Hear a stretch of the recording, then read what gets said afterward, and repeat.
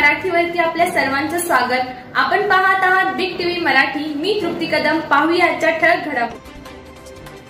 जत तालुक्यातील 70% पेरणी पूर्ण, खतांची लिंकिंग करून विक्री न करण्याचे उपविभागीय कृषी अधिकाऱ्यांचे आदेश, उल्लंघन केल्यास कारवाईचा इशारा। जत तालुक्यात सध्या खरीप हंगामाच्या पार्श्वभूमीवर शेतीची कामे जोरात सुरू असून यातील जवळपास 70% क्षेत्रावर पेरण्या पूर्ण झाल्याची माहिती उपविभागीय कृषी अधिकारी गणेश श्रीखंडे यांनी दिली आहे। या पार्श्वभूमीवर शेतकऱ्यांना आवश्यक असणाऱ्या खतांच्या पुरवठ्यावर नियंत्रण ठेवण्यासाठी उपविभागीय कृषी अधिकारी कार्यालयाने पुढाकार घेतलाय।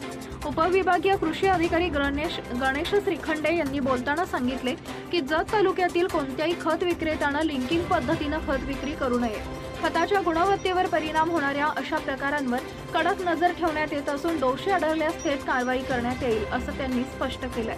जत तालुक्यातील काही भागात काही दुकानदारांनी खताची कृत्रिमता कमतरता भासवून त्याचा दर वाढविण्याचा प्रयत्न केल्याच्या तक्रारी देखील प्राप्त झाल्या असून यावरील विशेष तपासणी मोहीम सुरू करण्यात आली आहे।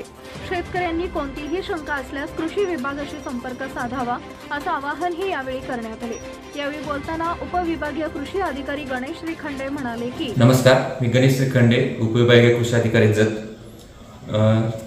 चालू वर्षाची जतची परिस्थिती पाहता खरीपाचं सरासरी आपलं पेरणी क्षेत्र आहे 75,135 हेक्टर। त्यापैकी जवळपास आतापर्यंत 70% पेरण्या पूर्ण झालेल्या आहेत। पावसाचा विचार करता यावर्षी मे महिन्यामध्ये खूप चांगला पाऊस आपल्याकडे झाला। 43 मिलीमीटर सरासरी रेनफॉल असताना आपल्याकडे जवळपास 200 मिलीमीटर पाऊस झाला, म्हणजे जवळजवळ 400-450% पाऊस मे मध्ये झालेला आहे। त्यामुळे शेतकऱ्यांनी बऱ्यापैकी पेरण्या उघडीप झाल्यानंतर केलेल्या आहेत। यावर्षी बियाणाचा तुटवडा कुठलाच राहिलेला नाही आणि इथून पुढे भासणार नाही।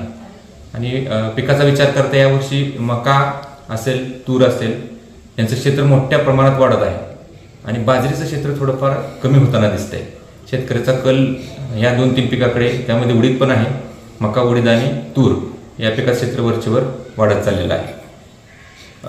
यावर्षी कृषी विभागामार्फत जवळपास 1210 हेक्टरवर प्रात्यक्षिकाचं नियोजन करण्यात आलेलं आहे। यावर्षी शासनाच्या निर्देशानुसार ऑनलाईन जे शेतकरी गट ऑनलाईन अर्ज करतील अशा गटांना बियाणं देणं अपेक्षित आहे। त्यानुसार बऱ्याच गटांनी अर्ज देखील केलेले आहेत, परंतु पहिलं वर्ष असल्यामुळं शेतकऱ्यांना काही अडचणी आल्या, त्यामुळे 100% गटांचे अर्ज ऑनलाईन होऊ शकलेले नाहीत। परंतु शासनाच्या निर्देशानुसार ऑफलाईन गटांचे अर्ज घेऊन आम्ही बियाणं वाटप यावर्षी करणार आहे आणि ते गट परत आम्ही ऑनलाईन करून घेऊ।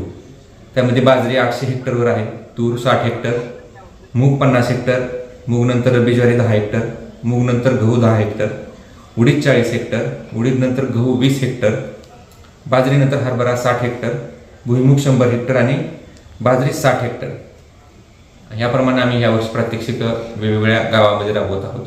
शक्यतो एका गावामधून एकच गट निवडला जाईल यासाठी आम्ही प्रयत्न करतो, म्हणजे सर्व एरिया आपला कव्हर होईल यासाठी असं नियोजन याप्रमाणे केलेलं आहे। दुसरा विषय असा आहे गुणनियंत्रणाच्या बाबतीत यावर्षी बियाणाचा जरी तुटवडा नसला तरी खताच्या बाबतीत काही अडचणी आल्या तर शासनाच्या निर्देशानुसार आपण 2-3 विषयावर महत्त्वाचं काम करतोय। दुकानदारांची तपासणी असेल, जास्त दरानं कोण विक्री करत असेल किंवा लिंकिंग करत असेल तर अशावर यावर्षी आम्ही चांगला चाप बसवणार आहे। तर आम्ही प्रत्येक दुकानाच्या समोर लिंकिंगला बंदी घालण्यासाठी बोर्ड लावलेले आहेत। त्याचबरोबर तिथे हेल्पलाईन नंबर पण आपण शेतकऱ्यांना दिलेले आहेत। जर असं कोण चुकीच्या पद्धतीने विक्री करत असेल किंवा लिंकिंग करत असेल तर त्या हेल्पलाईन नंबरवर आपण 100% कॉल करून तक्रार नोंदवायची आहे।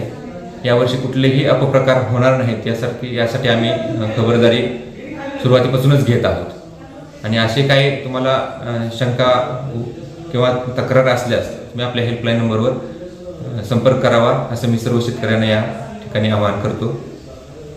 धन्यवाद।